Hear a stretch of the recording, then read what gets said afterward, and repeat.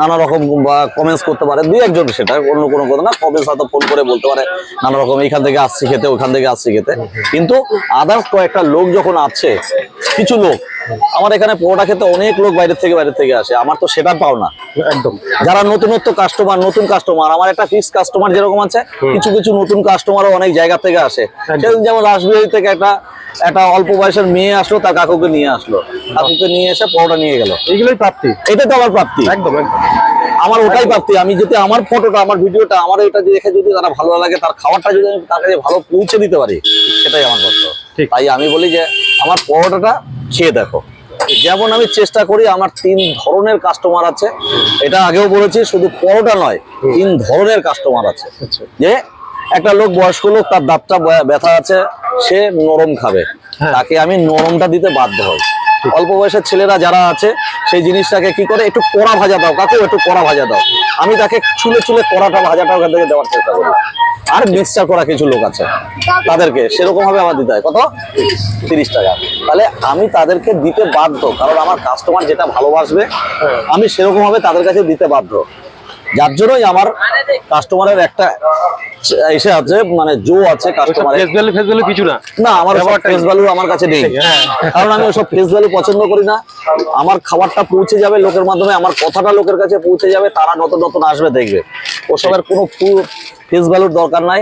আর আমি ধরো এই ফুটপাত থেকে উঠেছি আজকে, এই ফুটপাত, একে আমি কোনোদিনও নিন্দা করতে চাই না। একদম একদম। এই ফুটপাত থেকে আমার ব্যবসা, যদিও আমার একটা বড় ব্যবসা আছে অন্য জায়গায়, রেলিস ফাস্টফুড সেন্টার আছে, কিন্তু আমার মেন ব্যবসা, মাদার ব্যবসা এটাই। আমি একে কখনোই অসম্মান করতে পারি না, একদম, এটাই আমার মেন ব্যবসা।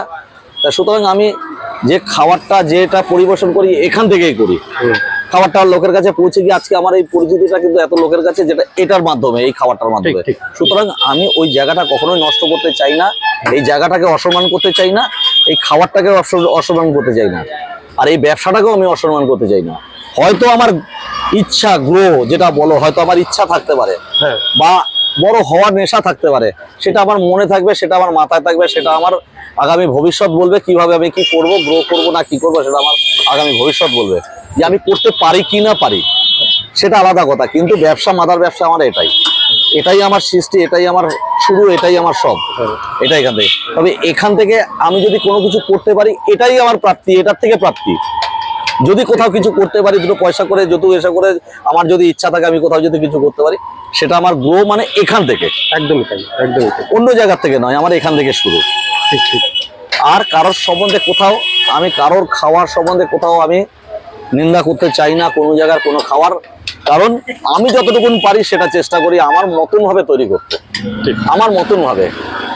যে তবে হ্যাঁ, আমি এইটুকুন বুঝি যে নিশ্চয়ই আবার পরোটাটা একটু ভালো হলেও ভালো, কোনো জায়গার থেকে পরোটা ভালো হলো না হলে, এতটা একটা ভাইরাল জায়গার মধ্যে থেকে, বাঘাযতীনে একটা বিশাল নাম পড়ে গেছে, সে একটা ভাইরাল জায়গার মধ্যে থেকে আমি কিন্তু সেলটা ভালোই দিয়ে যাচ্ছে, কাস্টমার আমাকে তুলনামূলকভাবে অনেকটা বেশি সেল দিয়ে যায় আমাকে। তাই সুতরাং আমি কি করে বলবো যে আমার কাস্টমারটা অল্প, কাস্টমার মানে আমার পরোটাটা খারাপ, আমি এসে করছি না, আমি ভাইরাল নয়, আমি এই না সেই না, আমি এসব বলতে চাই না। খাবারটা ভালো বলেই তাই কাস্টমারটা ভালোবাসে, তারা বলে। যেমন একটা কাস্টমার, কিছু কিছু কাস্টমার তার ছেলে মেয়েদের জন্য যদি নিয়ে যায়, সে যদি এখান থেকে নিয়ে যায়, তাকে দিয়ে পৌঁছতে বলছে ওই দোকান থেকেই আনবে, এটাই আমার বড় পাওনা, যে ও দোকান থেকে আনবে। যদি পাশে কোনো জায়গা থেকে নিয়ে আসে, সে খাবে না, বুঝতে পারে, খাবারটা খেলে বুঝতে পারে, একদম পাওনাটা এটাই। কোথায় নতুন বছর কি কোনো দাম টাম বেড়েছে কিছু? না, আমি বাড়াইনি, বললাম তো প্রথমেই বললাম যে আমি দামটা বাড়াইনি। 14 টাকা সই আছে, 14 টাকা সই আছে, শুধু মাত্র যেটা 21 টাকাটা 20 টাকা নিতাম, সেটাকে এখন ওই 21 টাকাটা দিচ্ছি। কারণ একটা প্রবলেম গ্রো করছিল মাঝখানে আমার, যে ধরো 1 কেজি কেউ যদি পরোটা নিচ্ছে 140 টাকা, একদম, আর 150 নিচ্ছে আমি 20 টাকা, 150 করে 20 টাকা, 700, 100 কেজি 500 দাম হচ্ছে গিয়ে 140 টাকা। তাহলে 100 গ্রামের দাম মোটামুটি ওখান থেকে লোকে বলছে যে 1 কেজি নিলে তো একটু 5-6 টাকা কম দেওয়া উচিত।